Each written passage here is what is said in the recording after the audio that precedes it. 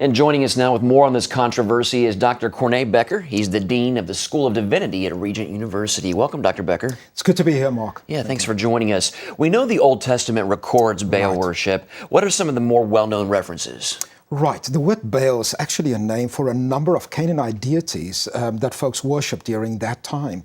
And throughout Scripture, the moment that the Israelites come into the Promised Land, the Scriptures consistently record the fact that God said, do not worship these deities. Probably the best known version is what we find in 1 Kings 18, in that marvelous section where, of course, Elijah, and then a little bit later on in that same book, confronts the prophets of Baal.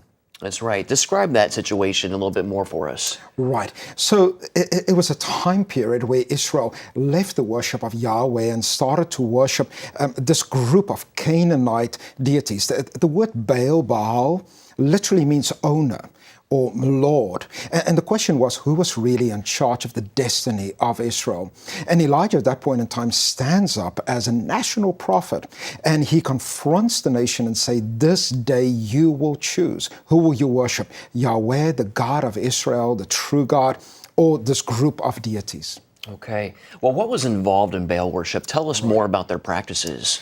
Right. This group of deities were always connected with the idea of fertility, and it was extraordinarily gruesome in their practices. And one of the things, for instance, that they would do whenever there was indeed a concern about their future prosperity, the ability to feed themselves, they would sometimes take their firstborn children, and in the worship of Baal, they would go forth and burn these children alive.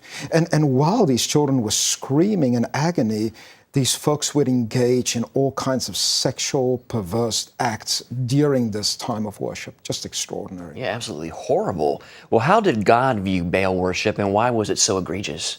Well, again, it goes back to this original meaning of the name Baal or Baal, owner. The question is, who's in charge? And God consistently prohibited the Israelites from engaging with people that indeed worship Baal or to involve themselves in this kind of worship. Okay. Well, do you think there are any elements of Baal worship in our society today? Yes, of course there is. Think about it just for a moment. When we sacrifice our unborn children in order to secure maybe financial prosperity or to be free or to have a better life. I think the number now in the United States is that since Roe versus Wade, more than 60 million children have been slaughtered. This is very much akin to what happened in Baal worship, at least in my mind. Wow, wow. Well, in June, a temple of Baal is going to be recreated in Times Square, New York. Is that something to be concerned about? I mean, it concerns me. I think it's something that we have to be extraordinarily concerned about. And again, this is a reconstruction of a temple from Palmyra in Syria that ISIS recently destroyed. And we have to stop for a moment and ask the question, why in the world would we honor such a gruesome practice? That's true. So what is behind this? What's the reasoning behind constructing that temple in Times Square? I think there are two things going on. I think there might be a larger sinister plan, but I think maybe perhaps this is a materialist reading of the world where people simply say this is culture, there's nothing sinister behind it, there is no God and there are no evil forces. But I think as Christians we have to stop for a moment and recognize once again what it is indeed that we are celebrating, that we say is important. To me, I would think that the people behind this, building this temple, should be in fear of the judgment of God. Would you agree?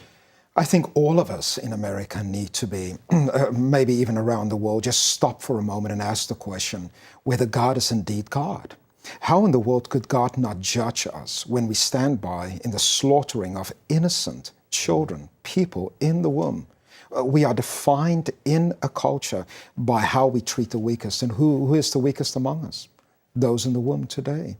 And I do believe that we have to stand for a moment and ask that deep question. Yes? Wow, wow. Well, what message does this send, would you say? You talked a little bit about that. Elaborate more, this construction of a temple there in Times Square. I think there are a number of things that we are saying. First and foremostly, I think that we are saying that certainly this practice was okay and it certainly was right. We also have to remember that Times Square is a contested space, right? It's a space where so much is going on, and for the most part, Christianity is being kept out of that space. And here we erect this temple in honor of a religion that has died out precisely because it was so gruesome, precisely because of everything that it stood for. And we are once again honoring this. And what we are saying indeed is that there is no God and that he is not interested. Wow. Wow. Well, how should Christians respond, Dr. Becker? I think there are a number of things that we need to do. I think first and foremost, we need to pray. We have to stop for a moment and ask for God's mercy. Secondly, I think we have to start to speak out against it. You know, you think about just again, New York City as a city that has experienced so much in recent years. Should this not be a time period that we should stand and be praying for the mercy of God and for the protection of the Lord? Right. I'm reminded of Nineveh, Right. when God spared Nineveh after Jonah went to them and issued a warning. We can pray and ask for God's mercy, and he can definitely, if he chooses, show mercy in this situation too as well, and this can be stopped. I believe it can still be stopped. And I think if many Christians would stand up and start to use the voice that God has given to them, this can be stopped in time. Okay. Dr. Corné Becker of Regent University, thanks so much for your time and insights. Thank you, Mark.